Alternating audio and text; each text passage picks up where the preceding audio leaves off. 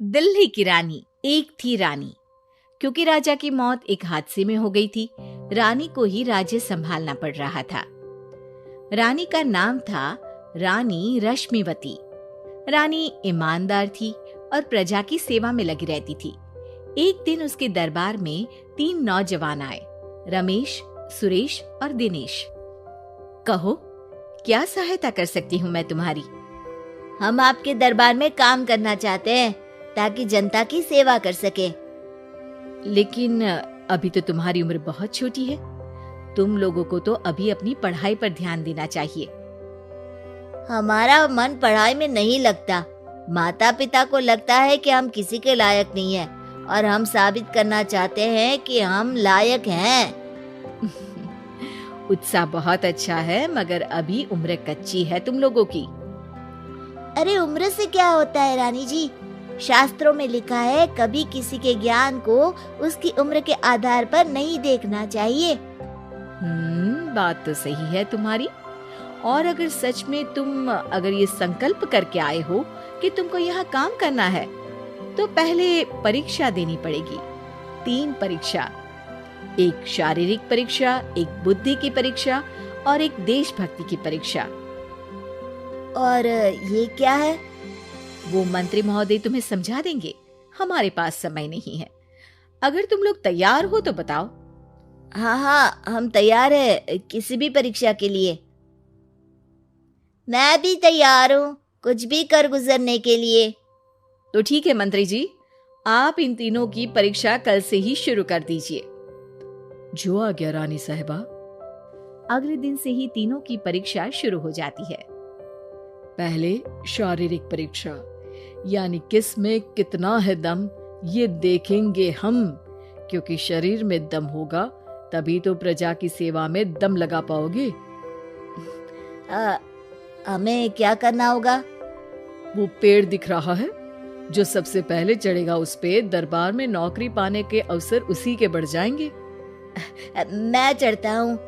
अरे रुको रुको, गिनती गिनने दो। 1, 2, 3। 3 की गिनती के बाद रमेश और सुरेश भागकर पेड़ के पास गए, मगर दिनेश आराम से पेड़ के पास गया। जैसे ही रमेश और सुरेश आधे पेड़ तक चढ़ गए, दिनेश ने उन दोनों की टांग पकड़ के उन्हें नीचे गिरा दिया और खुद पेड़ पर चढ़ गया। दिनेश की जीत हुई। अरे लेकिन इसने बेईमानी की। बेईमानी नहीं की, बुद्धि लगाई। शरीर के दम के साथ दिमाग में भी दम होना चाहिए। क्यों मंत्री जी? हाँ, बात तो तुम्हारी सही है। लेकिन बात अगर बुद्धि की है तो बुद्धि की असली परीक्षा हम कल लेंगे। शाम को जाकर मंत्री रानी को सब बता देते हैं। यानी दिनेश उन सब में ज्यादा होशियार है। जी रानी साहिबा।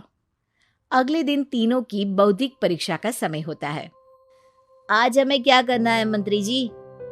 थोड़ा सब्र करो, कल जल्दबाजी में ही हारे थे तुम। सही कह रहे हैं मंत्री जी। अरे तू क्यों ज्यादा बोल रहा है? तू भी तो हारा था ना कल। ए दिनेश, ज्यादा होशियार मत बन। अरे लड़ो मत। आज की परीक्षा पर ध्यान दो। आज की बौद्धिक परीक्षा में ये कुछ बोरे हैं, कुछ में नमक है और कुछ में रुई। जिसको जो ले जाना है उठा लो। देखते हैं कि कौन जल्दी से कोई भी एक बोरा नदी के उस पार लेकर जाता है। समय शुरू होता है अब। तीनों बोरों की तरफ बढ़ते हैं। सुरेश, नमक की बोरी भारी है, ले जाने में मुश्किल होगी। हाँ, सही कह रहा है। रुई हल्की है, हम दोनों रुई लेकर चलते हैं। अरे भाई, मैं तो नमक लेकर जाऊंगा। रमेश और सुरेश ये सोचकर हंसते हैं कि आज तो दिनेश हार ही जाएगा। दौड़ शुरू होती है। 1, 2, 3। तीनों नदी की तरफ भागते हैं। रुई में वजन कम होने के कारण रमेश और सुरेश आगे निकल जाते हैं और दिनेश थोड़ा पीछे। पर जैसे ही वो सब नदी में जाते हैं, दिनेश की बोरी का नमक गलने लगता है और वजन कम हो जाता है, जबकि रमेश और सुरेश की रुई में पानी भर जाता है और बोरी का वजन बढ़ जाता है। अरे ये इतनी भारी क्यों हो गई रमेश? अरे मुझे क्या पता, शायद जादुई बोरी है। अरे लगता है कि हम बेवकूफ बन गए। बने नहीं हो, तुम हो ही बेवकूफ। इतना तो पता होना चाहिए कि पानी में नमक गल जाएगा। दिनेश का पूरा नमक गल जाता है और बोरी खाली हो जाती है। वो जल्दी से रेस पूरी कर लेता है। इस परीक्षा के विजेता भी दिनेश ही हैं। उसने दिमाग लगाकर दिखा दिया कि वो बौद्धिक परीक्षा में भी रमेश और सुरेश से आगे है। अब कल तुम्हारी देशभक्ति की परीक्षा होगी, जो स्वयं रानी मां लेंगी। रात को फिर मंत्री रानी के पास जाकर बता देते हैं कि आज की परीक्षा में कैसे दिनेश ने अक्लमंदी दिखाई और बौद्धिक परीक्षा में भी उसी की जीत हुई। अरे वाह, दिनेश तो हमारे बहुत काम आ सकता है। हम उत्साहित हैं कल की परीक्षा के लिए। वो तो ठीक है रानी साहिबा, लेकिन हमने सुना है कि पड़ोसी राज्य का राजा आकाशदीप हमारे राज्य की सीमा में घुसपैठ कर रहा है। ये तो चिंता की बात है, हमें जल्द ही कुछ करना चाहिए। अगले दिन रमेश, सुरेश और दिनेश अपनी आखिरी देशभक्ति की परीक्षा के लिए दरबार में आते हैं। प्रणाम रानी साहिबा। नमस्कार रानी जी। प्रणाम रानी माँ। हमने तुम्हारी परीक्षा पर गौर किया। दिनेश आगे हैं। हम तुम तीनों में से किसी दो को ही दरबार में काम दे सकते हैं। किसी एक को आज जाना होगा। तो देशभक्ति की परीक्षा के लिए तैयार हो? पूरी तरह से। मैं तीनों से एक ही सवाल करूंगी। जिसका जवाब सबसे सही लगेगा उसे तो नौकरी मिल ही जाएगी। फिर दूसरे सबसे सही जवाब देने वाले को भी काम मिलेगा।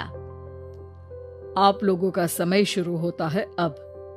ज्यादा सोचने का समय नहीं होगा। जो मन में पहली बात आए उसका जवाब दे। तो सवाल ये है कि तुम इस मिट्टी के लिए क्या कर सकते हो? मैं इस मिट्टी को साफ रखूंगा। यहाँ के लोगों के भोजन की कमी को मैं पूरी करूंगा। मैं यहाँ के लोगों को गले लगा लगा के उनको खुशी दूंगा रानी माँ, और गरीबों के लिए घर बनवाऊंगा। मैं इस मिट्टी के लिए किसी की जान भी ले सकता हूँ रानी माँ। मंत्री, दिनेश को एक तलवार दो। जी रानी जी। दिनेश, पड़ोसी राज आकाशदीप की जान तुम्हारे हाथ में है। जाओ, अपना काम पूरा करो। आज रात को तुम उस पर हमला करोगे जब वो सो रहा होगा। दिनेश वहां से चला जाता है। रानी माँ, ये आपने क्या किया? अभी किया नहीं है मंत्री जी।